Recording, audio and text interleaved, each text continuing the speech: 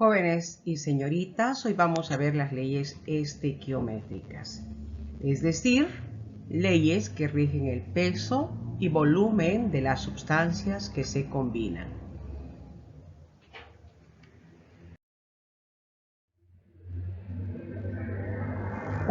Para empezar, ¿qué es estequiometría? Estequiometría hace referencia a las relaciones cuantitativas que existen entre la masa y los volúmenes. Podríamos decir, es el cálculo de las relaciones cuantitativas entre reactivos y productos en el transcurso de una reacción química. Pero las leyes estequiométricas se dividen en dos grupos, como ustedes pueden observar aquí. Tenemos las leyes ponderales y tenemos las leyes volumétricas. En las leyes ponderales tenemos la ley de la conservación de la masa, ley de las proporciones definidas, ley de las proporciones múltiples, ley de las proporciones recíprocas. Por otro lado, en las leyes volumétricas que se tratan de volumen, tenemos la ley de Boyle-Mariotte, la ley de Charles, ley de Gay-Lussac y tenemos ecuación general de los gases ideales. En esta oportunidad nosotros nos vamos a referir exclusivamente a lo que se llaman las leyes ponderales. Como dice aquí, estudian las reacciones químicas en función de las cantidades de materia de los diferentes elementos que intervienen.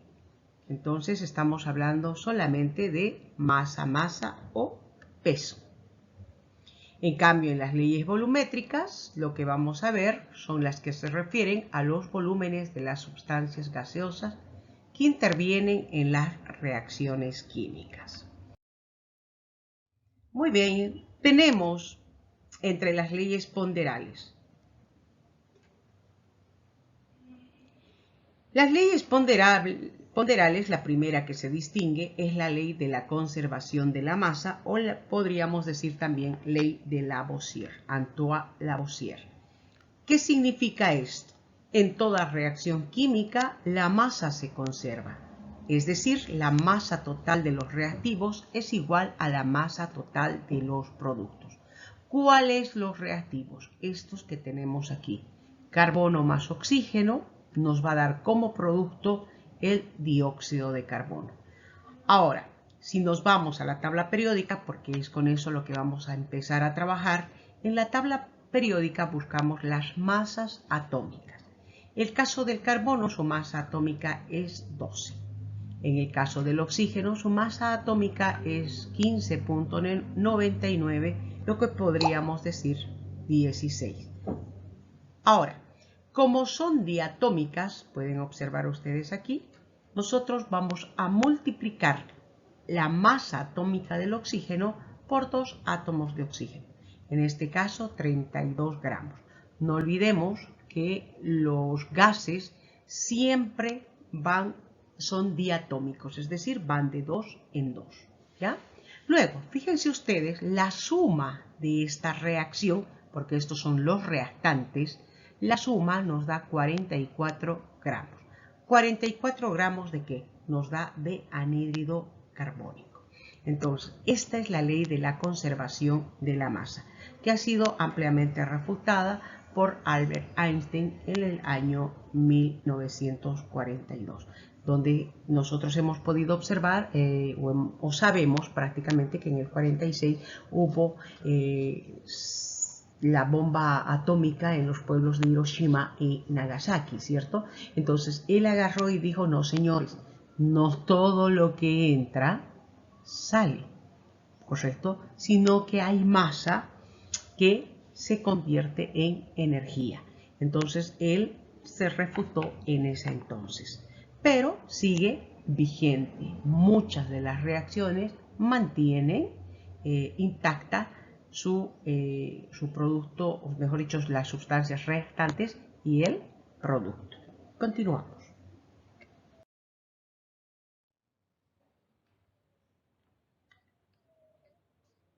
Ley de las proporciones definidas. La ley de las proporciones constantes es una ley enunciada por Louis Proust en el año 1799, quien afirmaba: cuando varias sustancias se unen para formar un compuesto, lo hacen siempre en una relación constante de masa. Esto significa que en una determinada reacción, los reactivos se van a combinar siempre en el mismo porcentaje de peso, independientemente de si la cantidad es grande o pequeña. Entonces, ¿qué quiere decir con esto? Cuando hablamos de las proporciones definidas, fíjense ustedes, aquí tenemos el hierro más el oxígeno. Estos son los reactantes. Tenemos un producto. Ya hemos dicho que esto vamos a trabajar con la tabla periódica. Entonces, el hierro es 56, un número atómico, pero en toda reacción nosotros siempre tenemos que igualar la reacción. Por tanto, hierro más oxígeno molecular, vamos a tener el óxido ferroso.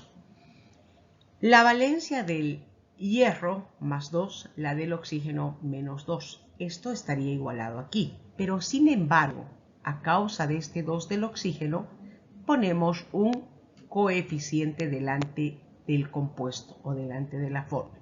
Ahora sí tenemos 2 oxígenos, y por ende deberíamos tener 2 hierros.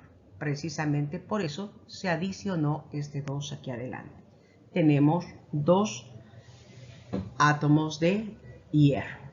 Veamos, en este caso ya es molécula. Fíjense ustedes, si van a la tabla periódica, van a observar que el peso atómico del hierro es 56.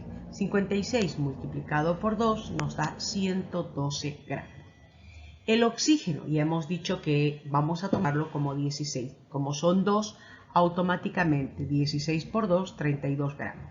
La suma de esto me da 144 gramos.